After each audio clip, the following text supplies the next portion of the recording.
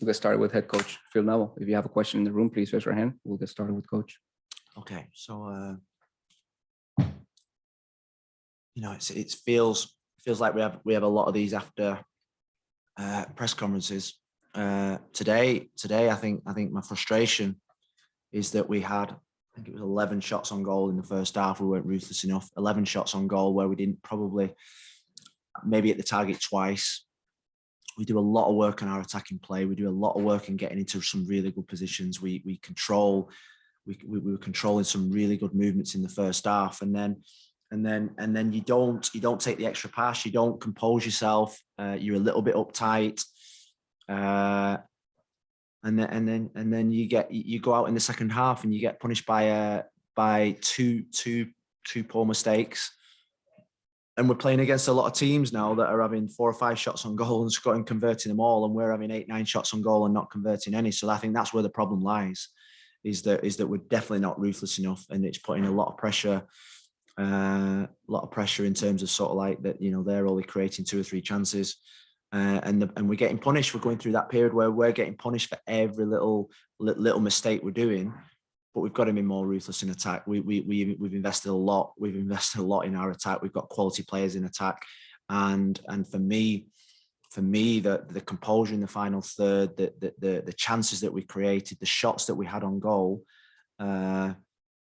and sometimes I think we probably shot a little bit too much, where we could have taken the extra pass, created an overload in wide areas. We had a couple of opportunities where DeAndre and Noah went down the sides, where we just could have been more ruthless enough in the final third. And then, so that was my take on the first half. The second half,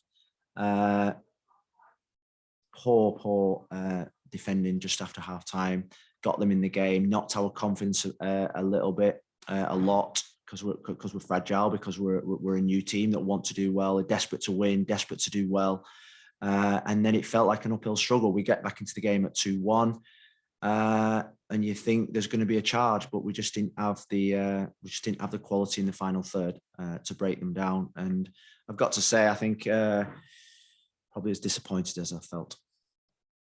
If you have a question, please raise your hand. We'll get started with Franco, then Jose. Thank you, Phil. And on a personal note, thank you as well from myself and my family. Thank you. You just touched on your analysis of the game. First half, you guys penetrated a whole lot more than we've seen in recent matches. And in the second half, didn't do it as much, at least in my opinion. What happened there? Was it the lack of confidence from the goals that they scored, or did I think no halves are ever the same. No halves are ever the same, and you get moments in games where you win the game. And I thought at half time it should have been a game where we were 2 up, and because we didn't take those chances, we came out in the second half and with not the same mentality. We came out in the second half with this, that we weren't going to be as dynamic. And the first half I thought we were dynamic. Think about switches of play, think about the width that we have on the field, think about the areas that Taylor and Motta were taking up. I thought were really good. And in the moments of the game where you've got to be really composed, in the moments of the game when you're in control, you've got to kill the game. You've got to be have that killer instinct. And every chance that kept going, every shot on goal that kept going wide, you've just got to say, just take the next chance, take the next chance. And what happens is they take their first chance after half time, and it just kills the momentum. And then there's that fragility of the team at this moment in time, because of the fact that we've had a bad start to the season, because we've lost 4 out of 5 games, and then you're fighting and chasing when the other team has got something to hold on to, and that for me was the game. And we tried to change it later on by putting more goal scorers, more attackers on the pitch. But when they got the second goal, they just brought more defenders on. They sat a little bit deeper. They had a little bit of speed in counter attack, and we just didn't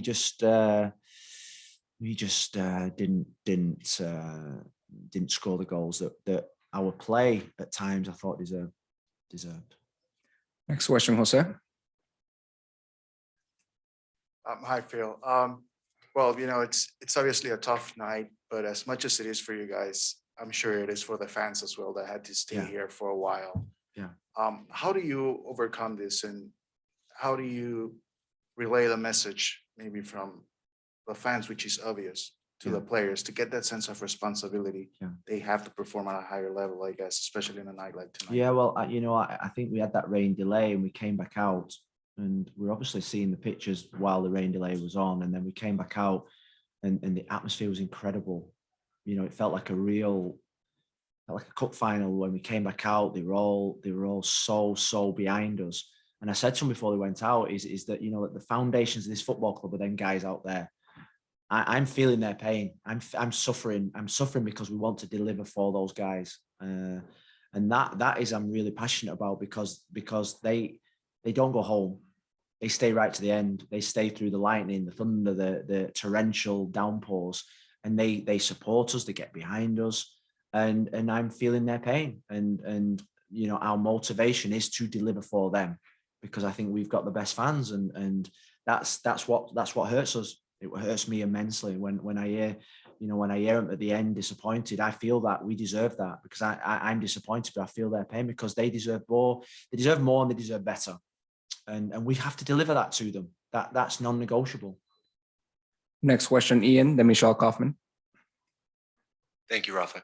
Phil, you mentioned defensively, you're close to the bottom of the league in terms of pressures and at the bottom of the league in terms of pressures in the attacking third.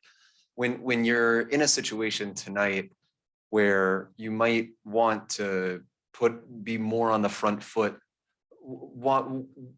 I guess sort of describe to me why they're still sitting back and not want to have that aggressive approach to pressure the ball in higher up the pitch. Yeah, well, I think when we watch Houston, they really want you to commit fully to the full court press, and they'll just pick you off. And in the first half, apart from one instance when they went through, which I thought was offside, I'm not sure whether it was given.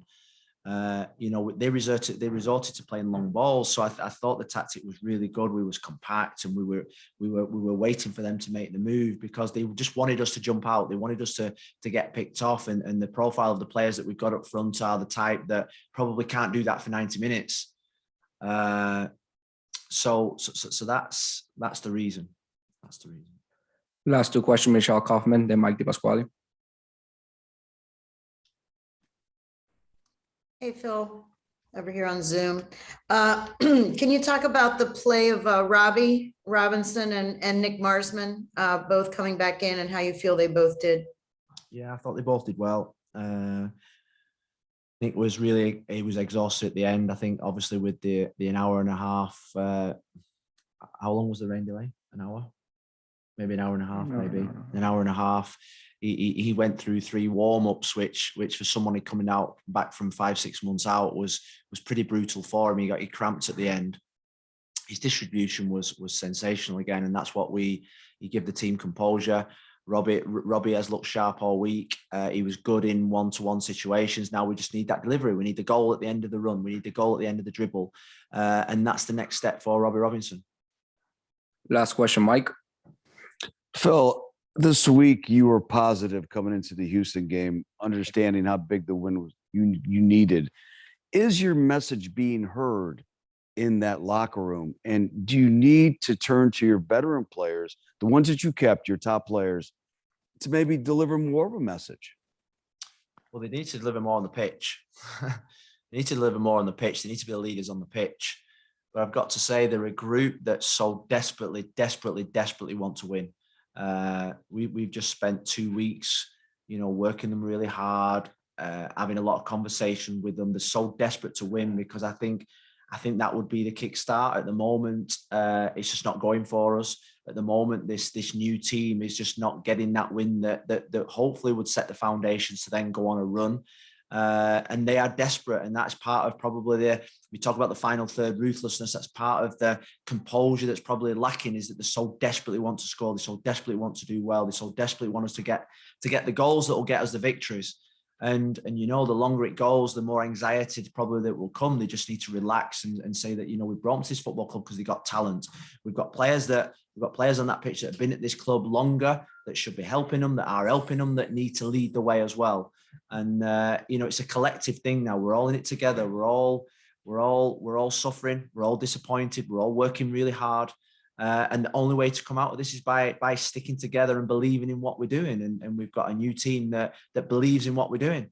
And the win feels close, but yet so far away. And that's how it feels at this moment in time. Thank you, Coach. Thanks, guys.